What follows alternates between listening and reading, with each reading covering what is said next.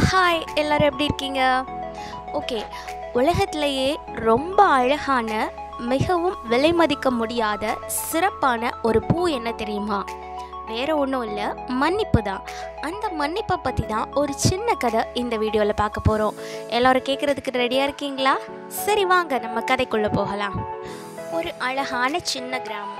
அந்த சின்ன கிராமத்தில் 2 அழகான ஃப்ரெண்ட்ஸ் இருக்காங்க. இந்த 2 பேரோட பேர் என்ன தெரியுமா? ஒருத்தனுடைய பேர் ராம், இன்னொருத்தனுடைய பேர் சாம். பேருக்கு ஏற்ற மாதிரி இவங்களும் ரொம்ப அழகாகவே இருப்பாங்க.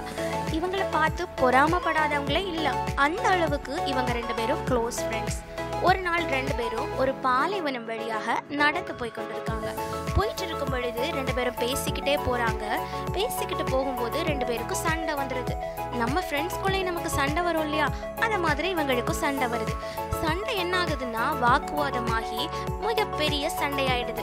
லாஸ்ட்ல கோபத்தில் இந்த ராம் என்ன பண்ணிடுறான்னா சாமுடைய கன்னத்தில் ஓங்கி ஒரு அடி அடிச்சிடறான். உடனே சோகமடைந்த சாம் என்ன பண்ணுறான்னா, நடந்து போய் கொண்டு இருக்கிற பாலைவனத்தில் அருகில் மணல் கிடக்குது. அந்த மணலில் ஓடி போய் எழுதுறான், என்னுடைய உயிர் நண்பனான ராம் என்னை கன்னத்தில் அரைந்து விட்டான் அப்படின்னு சொல்லிட்டு எழுதுறான். அதுக்கப்புறமா 2 பேரும் மறுபடியும் நடந்து போகிறாங்க. 2 பேரும் பேசிக்கவே இல்லை. கொஞ்சம் தூரம் போனதுக்கு அப்புறமா இருக்கும் தண்ணி தாகம் ஏற்படுது.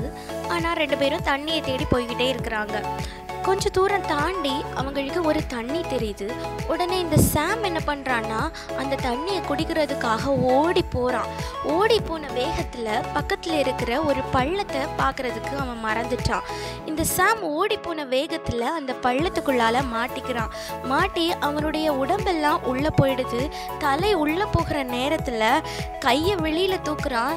அவனுடைய உயிர் தோழனான ராம், அவனை அடித்த ராம் என்ன பண்ணுறான்னா ஓடி போய் அவனுடைய கையை பிடித்து அவனை மேலே எடுக்கிறான். மேலே எடுத்து அவனுடைய உயிரை காப்பாற்றுறான். உடனே இந்த சாம் என்ன பண்ணுறான்னா சந்தோஷத்தில் ஓடி போய் அருகில் ஒரு கல் இருக்கிறது. அந்த கல்லில் எழுதுறான், என்னுடைய உயிர் நண்பனான ராம் என் உயிரை காப்பாற்றி விட்டான் அப்படின்னு சொல்லிட்டு எழுதுறான். இந்த 2 செயல்களையும் கவனித்த ராம் என்ன பண்ணுறான்னா சாம் இடத்துல கேட்குறான், நீ என்ன செய்கிற? நான் முதலில் உன்னை அறைந்த போது நீ மணலில் எழுதுன, இப்போ நான் உனக்கு நன்மை செய்த போது நீ அதை கற்களில் எழுதுற, என்ன அப்படின்னு கேட்குறான். அதற்கு சாம் என்ன பதில் சொன்னான் தெரியுமா? யாராவது நமக்கு தவறு செய்தாலோ ஏதாவது கெடுதல் செய்தாலோ நாம் அதை மணலில் பதித்து வைக்க வேண்டும். மணலில் எழுதுனா அது காற்றடிக்கும் பொழுது மறைந்து போகும். அதே போல் நமக்கு அவர்கள் செய்கிற கெடுதலை மறந்து போக வேண்டும், அதே போல் மன்னிக்க வேண்டும் அப்படின்னு சொல்கிறாரு. அதே மாதிரி நமக்கு யாராவது ஒரு நன்மை செய்தாங்கன்னா அதை கற்களில் பதித்து வைக்க வேண்டும். அது ஒருபோதும் மணலை போல மறைந்து போகாது அப்படின்னு சாம் ராம் கிட்ட சொல்கிறான். நம்முடைய வாழ்க்கையிலும் நமக்கு அநேகர் தீமை செய்திருப்பாங்க, கெடுதல் செய்திருப்பாங்க. நாமும் இந்த சாமை போல நமக்கு யாராகிலும் ஏதாகிலும் தீமை செய்தால் அதை மணலில் எழுத வேண்டும். அப்பொழுது தான் அது மறைந்து போகும். அவர்களை நாம் மன்னிக்க வேண்டும்.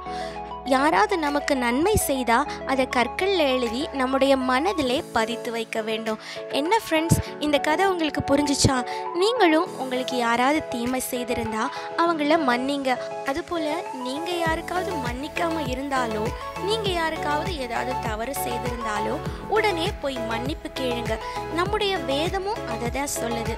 ஒருவருக்கொருவர் மன்னியுங்கள்னு சொல்லிட்டு ஏசப்பா சொல்கிறாங்க. எபேசியர் 4:32 சொல்கிறாங்க, கிறிஸ்துவுக்குள் தேவன் உங்களுக்கு மன்னித்தது போல நீங்களும் ஒருவருக்கொருவர் மன்னியுங்கள் என்று. என்ன ஃப்ரெண்ட்ஸ், நீங்கள் மன்னிப்பீங்களா? இந்த கதை உங்களுக்கு பிடிச்சிருக்கா?